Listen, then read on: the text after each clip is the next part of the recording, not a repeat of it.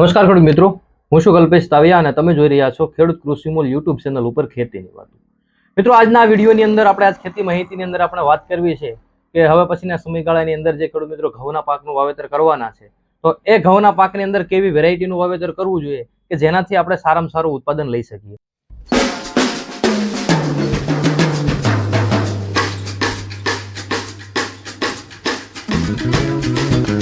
મિત્રો, બજારમાં ઘણા બધા પ્રકારની અલગ અલગ વેરાયટીઓ બજારની અંદર માર્કેટની અંદર ઘઉંની મળે છે અને એમાંથી ખેડૂત મિત્રો પોતપોતાની અનુકૂળતા મુજબ લાવી અને પોતાના ખેતરની અંદર વાવેતર કરતા હોય છે અને સારું એવું ઉત્પાદન પણ મેળવતા હોય છે.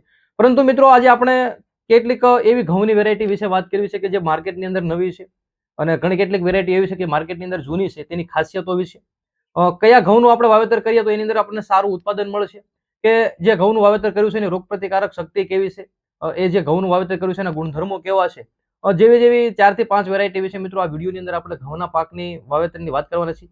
ત્યાર પછી અત્યારની જે નવીનતમ વેરાયટી છે કે GW513 જેવી નવી વેરાયટીઓ છે ઘઉંની, એના વિશે મિત્રો આપણે વિસ્તારથી વાત કરવાના છીએ. તો એના પહેલા મિત્રો આપણે ઘઉંના પાકની અંદર જો વાત કરીએ તો એનો જો વાવેતરનો સમયગાળો છે એની વાત કરીએ તો 10 નવેમ્બર થી 25 ડિસેમ્બર સુધી ખેડૂત મિત્રો ઘઉંના પાકનું વાવેતર કરતા હોય છે અને આ સમયગાળાની અંદર જો વાવેતર કરવામાં આવે તો ખૂબ સારા ઉત્પાદનો પણ મળતા હોય છે. મિત્રો, હવે વાત કરીએ કે ઘઉંના પાકના બિયારણ વિશે કે કેવા પ્રકારના બિયારણનો આપણે ઉપયોગ કરીએ તો આપણે સારું એવું ઉત્પાદન લઈ શકીએ. તો મિત્રો, બજારની અંદર સમયસર વાવણી માટે જો કોઈ વેરાયટી બહાર પાડવામાં આવેલી હોય અને મોટા ભાગના જે ખેડૂત મિત્રો છે એ જો ઘઉંની વેરાયટીનું વાવેતર કરતા હોય તો એ મિત્રો એ છે GW496 વેરાયટી. તો મિત્રો, આ જે GW496 છે એના થોડા ગુણધર્મોની વાત કરીએ કે ખેડૂત મિત્રો શા માટે આ વેરાયટીને સૌથી વધારે પસંદ કરે છે કે શા માટે ખેડૂત મિત્રો આ વેરાયટીને વધારે વાવેતર કરે છે. તો મિત્રો, એક તો છે કે સમયસર વાવણી કરવી હોય તો એના માટે આ બેસ્ટ વેરાયટી છે. ખાવાની અંદર પણ ખૂબ સારી વેરાયટી છે અને ટુકડા પ્રકારની વેરાયટી છે. 115 થી 110 દિવસે પાકતી વેરાયટી છે અને જો એના સરેરાશ ઉત્પાદનની જો આપણે વાત કરીએ તો 40 મણ સુધીનું પ્રતિ 16 ગુઠા વીઘાની અંદર મિત્રો ઉત્પાદન પણ નોંધાયેલા છે GW496 ની અંદર. ત્યાર પછી ગેરુનો પ્રશ્ન છે મિત્રો, આ વેરાયટીની અંદર ખૂબ ઓછા પ્રમાણની અંદર આવે છે. છોડની ઊંચાઈની વાત કરીએ તો 40 સેન્ટીમીટર સુધી આ GW496 ની વેરાયટી છે એની છોડની ઊંચાઈ છે. અને ખાસ જે પાકવા સમયે ઘણા બધા ઘઉંની વેરાયટીઓ એવી છે કે પાક ઉપર ઘઉં આવી જાય અને જો એ કાપણીની અંદર મોડું થાય તો એ ઘઉંની ડુંડીમાંથી છે ઘઉં વેરાવાના પ્રશ્નો રહેતા હોય છે. પરંતુ મિત્રો, આ GW496 છે એની અંદર આ ખરવાના પ્રશ્નો ખૂબ ઓછા પ્રમાણની અંદર આવે છે. ત્યાર પછી ખાવાની અંદર પણ ખૂબ વધારે સ્વાદિષ્ટ છે અને ખૂબ સારા છે, એટલા માટે ખેડૂત મિત્રો આ વેરાયટીને વધારે પસંદ કરે છે. ત્યાર પછી બીજી એક વેરાયટીની વાત કરીએ કે જે વહેલી પાકતી વેરાયટી છે કે જે ખેડૂત મિત્રોને પાછલી અવસ્થાએ પાણીની સમસ્યા રહેતી હોય, પાણી પૂરતા પ્રમાણની અંદર રહેતું ન હોય, તો એવા લોકોએ, એવા ખેડૂત મિત્રો એની માટે વેરાયટી છે કે વહેલી પાકતી જે વેરાયટી છે એની અંદર GW499 ની વેરાયટી છે. જે વહેલી પાકતી વેરાયટી છે 95 થી 100 દિવસની આજુબાજુ પાકતી વેરાયટી છે. મિત્રો, આ જે પાકવાના વેરિએશન દિવસો છે એની અંદર વાતાવરણ પ્રમાણે થોડા ઘણા ફેરફાર આવતા હોય છે, એ ખેડૂત મિત્રોએ ખાસ ધ્યાન રાખવું જોઈએ. મિત્રો, આ જે વેરાયટી છે કે 499 GW એની અંદર એના સરેરાશ ઉત્પાદનની જો વાત કરીએ તો 50 થી 55 મણ સુધીનું મિત્રો આ સરેરાશ ઉત્પાદન પણ નોંધાયેલા છે. ત્યાર પછી આપણે આગળ વાત કરીએ મધ્યમ સાઈઝના દાણા છે, આપણે જે લોકવન પ્રકારના જે ઘઉં આવે છે એ પ્રકારના દાણા જોવા મળે છે. ત્યાર પછી ટીલર એટલે કે જે ફૂટની સંખ્યાઓ છે એ 7 થી 8 ફૂટની સંખ્યાઓ જોવા મળે છે આ વેરાયટીની અંદર.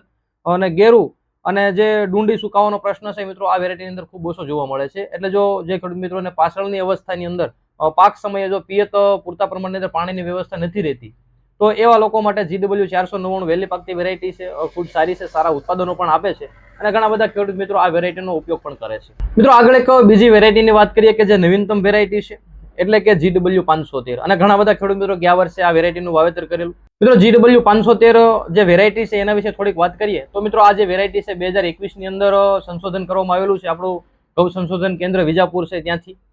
ખાવામાં પણ ખૂબ સ્વાદિષ્ટ છે અને ઘણા બધા ખેડૂત મિત્રો ગયા વર્ષે આનું વાવેતર કરેલું અને સારું એવું ઉત્પાદન પણ મેળવ્યું. મધ્યમ સાઈઝનો દાણો જોવા મળે છે આ વેરાયટીની અંદર અને 105 થી 117 દિવસે પાકતી વેરાયટી છે. હવે આગળ એના ઉત્પાદનની જો આપણે વાત કરીએ તો એના સરેરાશ ઉત્પાદનની અંદર 47 થી 70 મણ સુધીનું ખેડૂત મિત્રોએ આ વેરાયટીની અંદર ઉત્પાદન લીધેલા છે 16 ગુઠાની અંદર. જો સારો એવો ખેડૂત હોય તો 65-70 મણ સુધી મિત્રો આ વેરાયટીની અંદર ઉત્પાદન લેશે, જે ટાઈમસર અંદર ટ્રીટમેન્ટ આપી શકે એવા ખેડૂત મિત્રો ખૂબ સારા ઉત્પાદન આ GW513 ની અંદર લેશે.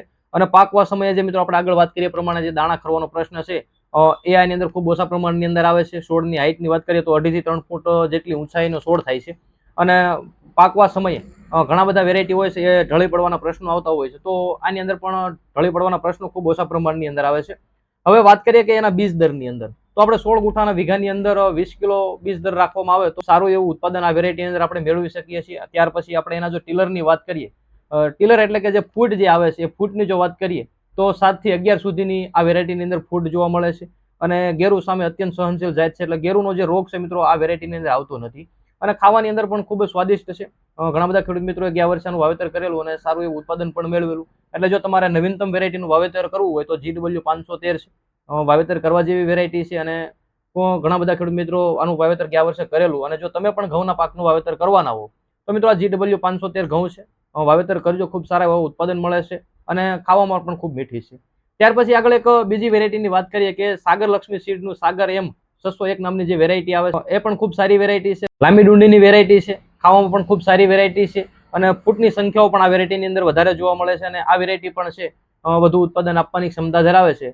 અંદાજિત 40 થી 65-70 મણ સુધી આ વેરાયટી પણ ઉત્પાદન આપી શકે. સાગર 601 ગેરુના સામે અત્યંત સહનશીલ જાત છે. અને પાકવાના દિવસોની જો આપણે વાત કરીએ 105 થી 110 દિવસની આજુબાજુ આ વેરાયટી પાકે છે. એટલે જો તમારે અનુકૂળતા હોય તો આ વેરાયટીનું પણ મિત્રો તમે વાવેતર કરી શકો છો. મિત્રો આપણે જે આગળ વેરાયટીઓની વાત કરી કે 3 થી 4 જે વેરાયટીની વાત કરી, એના કેરેક્ટરની વાત કરી, એના ગુણધર્મોની વાત કરી, એના પાકવાના દિવસોની વાત કરી, તો મિત્રો આ જે કોઈ પણ પ્રકારના ગુણધર્મો છે એ વાતાવરણની અંદર થતા ફેરફારો હોય કે ઘણી વખત ખેતી પદ્ધતિની અંદર આની અંદર થોડા અંશે ફેરફાર જોવા મળતો હોય છે. એ ખેડૂત મિત્રોએ ખાસ ધ્યાન રાખવું જોઈએ. ત્યાર પછી તમે કોઈ પણ પ્રકારના બિયારણ ખરીદો છો તે તમારા યોગ્ય વિશ્વાસુ માણસો હોય કે યોગ્ય લાયસન્સ ધારકો હોય તેવા લોકો પાસેથી જ મિત્રો જે બિયારણો છે ખરીદવાનો આગ્રહ રાખવો જોઈએ. આશા રાખું છું કે અમારા દ્વારા કરવામાં આવેલો આ ઘઉંના બિયારણ વિશેની જે માહિતી છે ખેડૂત મિત્રોને ઉપયોગી બન્યો હશે.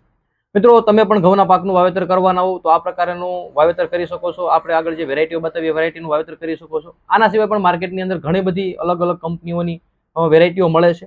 ઘણા બધા ખેડૂત મિત્રો એનું પણ વાવેતર કરે છે અને એ પણ ખૂબ સારા છે અને ખૂબ સારું એવું ઉત્પાદન પણ મેળવતા હોય છે. તો તમારી અનુકૂળતા મુજબ આપણે જે વેરાયટીઓ કીધી એ વેરાયટી છે, ત્યાર પછી તમારી અનુકૂળતા મુજબ તમને અનુભવ હોય એ વેરાયટીનું વાવેતર કરી શકો છો અને ખૂબ સારા એવા ઉત્પાદન પણ મેળવી શકો છો. મિત્રો વિડીયોની અંદર આપવામાં આવેલી માહિતી છે જો સારી લાગી હોય, ઉપયોગી લાગી હોય તો આ વિડીયોને લાઈક કરજો. તમે હજુ સુધી અમારી યુટ્યુબ ચેનલ ખેડૂત કૃષિ મોલને મિત્રો સબસ્ક્રાઇબ નથી કરી તો અમારી આ યુટ્યુબ ચેનલ ખેડૂત કૃષિ મોલને મિત્રો સબસ્ક્રાઇબ કરી લેજો. ફરી એક વખત આવા જ એક ઉપયોગી વિડીયો સાથે મળીશું.